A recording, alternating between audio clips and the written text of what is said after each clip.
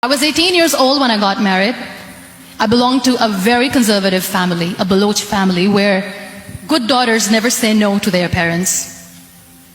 My father wanted me to get married, and all I said was, if that makes you happy, I will say yes. And of course, it was never a happy marriage.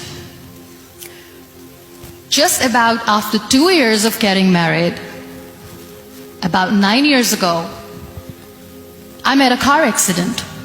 Somehow my husband fell asleep and the car fell in the ditch. He managed to jump out, saved himself. I'm happy for him. But I stayed inside the car and I sustained a lot of injuries. The list is a bit long. Don't get scared. I'm perfectly fine now. Radius ulna of my right arm were fractured. The wrist was fractured. Shoulder bone and collarbone were fractured. My whole rib cage got fractured. And because of the rib cage injury, lungs and liver were badly injured. I couldn't breathe. I lost urinary bowel control. That's why I have to wear the bag wherever I go. But that injury that changed me and my life completely as a person, and my perception towards living my life, was the spine injury. Many people came to rescue. They gave me CPR. They dragged me out of the car. And while they were dragging me out, I got the complete transection of my spinal cord. Those 2.5 months in the hospital were dreadful. I will not make up stories just to inspire you. I was at the verge of despair. One day, doctor came to me and he said, well, I heard that you wanted to be an artist, but you ended up being a housewife. I have a bad news for you. You won't be able to paint again because your wrist and your arm are so deformed, you won't be able to hold a pen again. And I stayed quiet. Next day, doctor came to me and said, your spine injury is so bad, you won't be able to walk again. I took a deep breath and I said, it's all right. The next day, doctor came to me and said, because of your spine injury and the fixation that you have in your back, you won't be able to give birth to a child again. That day, I was devastated. I still remember, I asked my mother, why me? And that is where I started to question my existence. Why am I even alive? My mother said to me, this too shall pass. God has a greater plan for you. I don't know what it is, but He surely has. And in all that distress and grief, somehow or the other, those words were so magical that they kept me going. I was trying to put that smile on my face all the time, was hiding. It was so hard to hide the pain, which was there. But all I knew was that if I will give up, my mother and my brothers will give up too.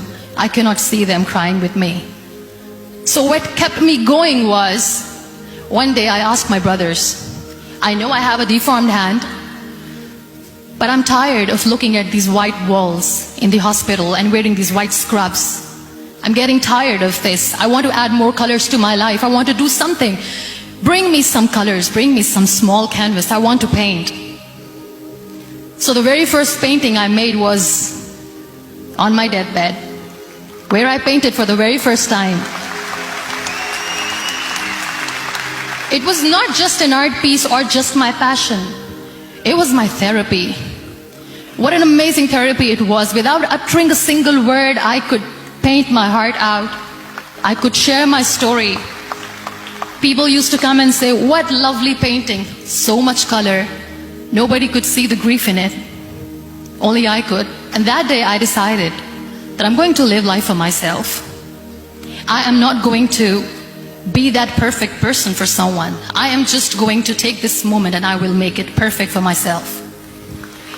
And you know how it all began? That day I decided that I'm going to fight my fears. We all have fears. Fear of unknown, fear of known, fear of losing people, fear of losing health, money. We want to excel in career, we want to become famous, we want to get money. We are scared all the time. So I wrote down one by one all those fears, and I decided that I'm going to overcome these fears one at a time. You know what was my biggest fear? Divorce. I couldn't stand this word. I was trying to cling on to this person who didn't want me anymore, but I said no. I have to make it work. But the day I decided that this is nothing but my fear, I liberated myself by setting him free. And I made myself emotionally so strong that the day I got the news that he's getting married, I sent him a text that I'm so happy for you and I wish you all the best. And he knows that I pray for him today.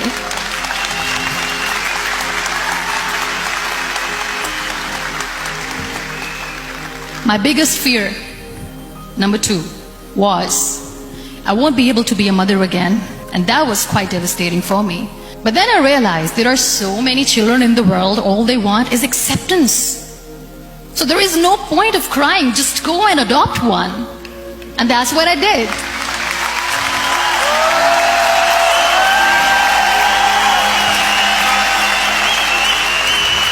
I gave my name in different organizations, different orphanages, and I waited patiently. 2 years later, I got this call from a very small city in Pakistan. I got a call and they said, "Are you Muniba Mazari? There is a baby boy and would you like to adopt?" And when I say yes, I could literally feel the labor pain. I said, yes, I am going to adopt him. I am coming to take him home.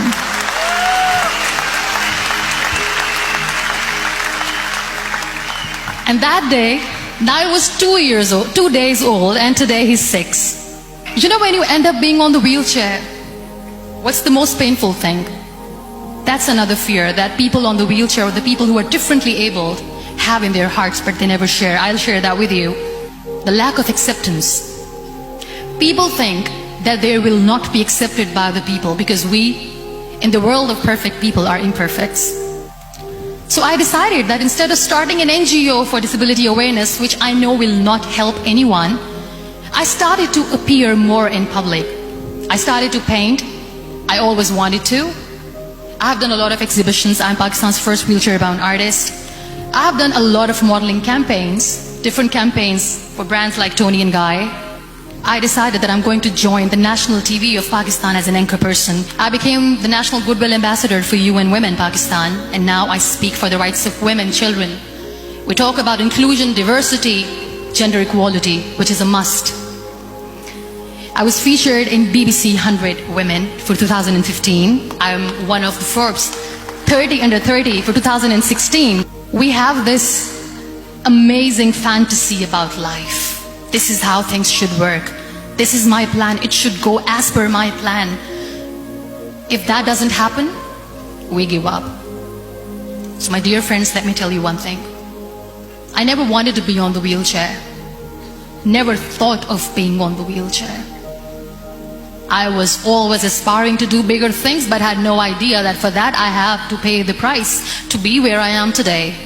It's a very heavy price. This life is a test and a trial, and tests are trials are never supposed to be easy. So when you are expecting ease from life, and life gives you lemons, then you make the lemonade, and then do not blame life for that, because you were expecting ease from a trial. Trials make you a stronger, better person. Life is a trial, and with time you realize that. It is okay to be scared. It is okay to cry. Everything is okay, but giving up should not be an option. They always say that failure is not an option.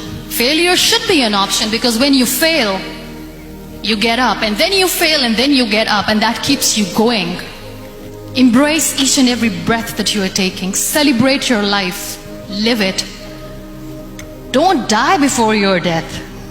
Real happiness lies in gratitude. So be grateful, be alive, and live every moment.